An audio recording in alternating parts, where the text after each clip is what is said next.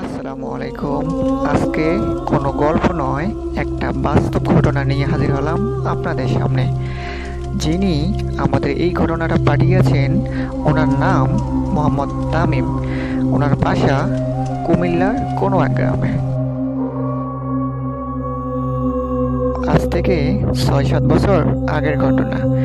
একদিন রাত করে বাড়িতে ফেরার পথে তামিম ভাই কালো কুচকুচে একটা বিড়ালকে দেখতে পান।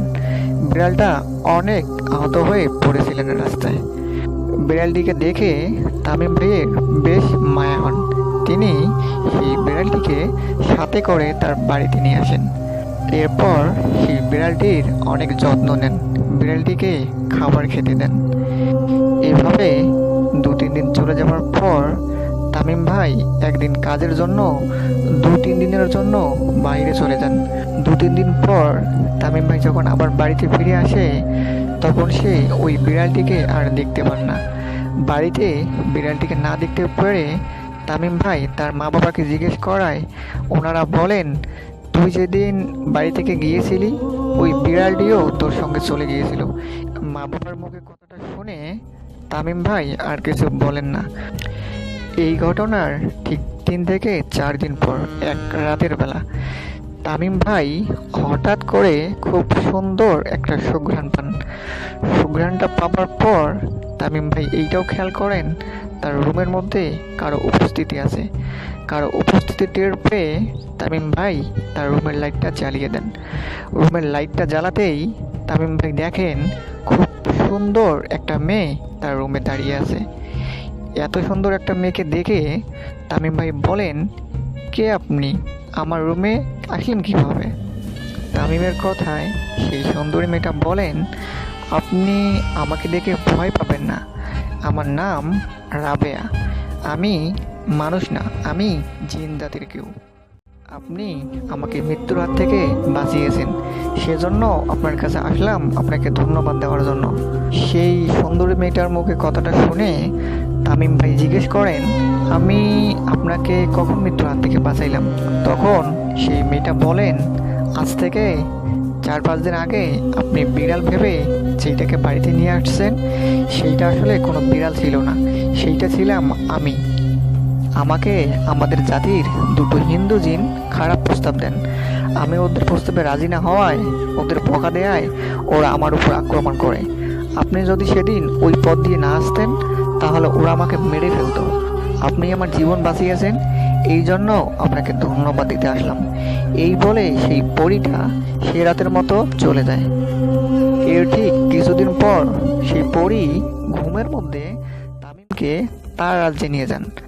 তামিম ভাই আমাদেরকে এটাও বলেন, জিনদের রাজ্যে গিয়ে উনি অবাক হয়ে যান, কারণ এত সুন্দর জায়গা উনি আগে কখনো দেখেননি। একদম অন্যরকম একটা জগৎ।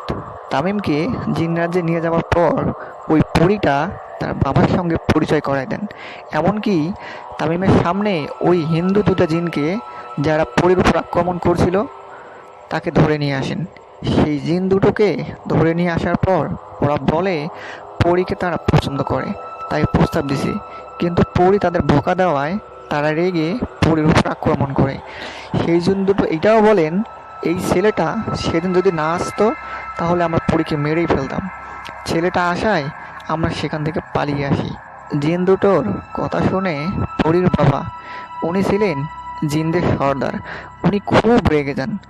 উনি রেগে অন্যান্য জিনদেরকে আদেশ করেন সেই জিন দুটোকে চাবুক পিটা করানোর জন্য। তামিম ভাই আমাকে বলেন, ভাই সেই জিন সর্দার আমার সামনেই ওই জিন দুটোকে শাস্তি দেন, অনেক চাবুক পিটা করেন তাদেরকে।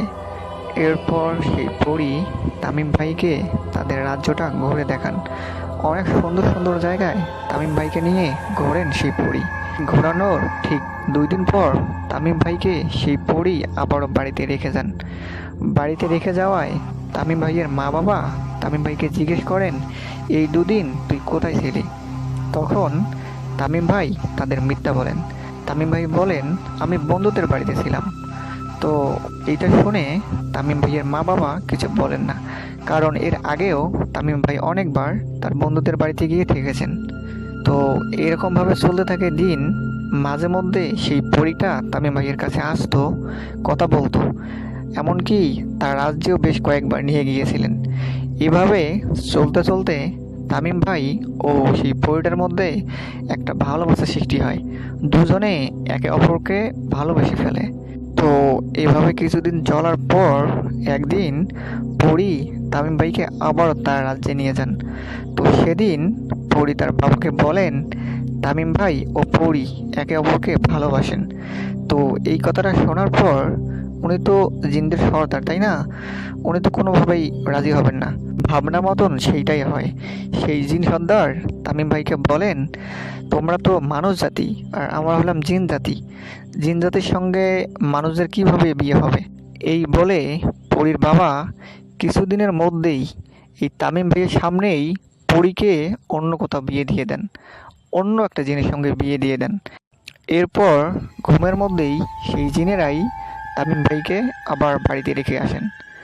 তামিম ভাই আমাদেরকে এইটা বলেন, ভাই আমি যদি পরীকে ভালো না বাসতাম আর পরীর বাবাকে যদি আমাদের সম্পর্কের ব্যাপারটা না বলতাম, তাহলে সেই পরী আজও আমার কাছে আসতো। তামিম ভাই খুব দুঃখের সঙ্গে আমাকে কথাগুলো বলছিলেন। তো উনি এটা বলেন, ভাই দোয়া করিয়েন আমার জন্য, আমি এখন বিয়ে করছি, আমার একটা বাচ্চাও আছে। কিন্তু এইখানে একটা মজার ব্যাপার হলো গিয়ে, সেই পরীটার নাম ছিল রাবেয়া বর্ষি। হ্যাঁ, এখন উনি যাকে বিয়ে করছেন সেই মেয়েটার নামও কিন্তু রাবেয়া। তামিম ভাইয়ের এই ছোট্ট ঘটনাটা আপনাদের কেমন লাগছে অবশ্যই কমেন্ট করে জানাবেন। আর আপনাদের কাছে কোনো ঘটনা থাকলে আমাকে পাঠিয়ে দিবেন। আমার ডেসক্রিপশন বক্সে আমার হোয়াটসঅ্যাপ নাম্বার দেওয়া আছে, আপনারা ওখানে যোগাযোগ করতে পারেন। আজকের জন্য এইখানেই বিদায় নিচ্ছি। আবারও কোনো নতুন ঘটনা নিয়ে হাজির হব আপনাদের সামনে। আসসালামু আলাইকুম।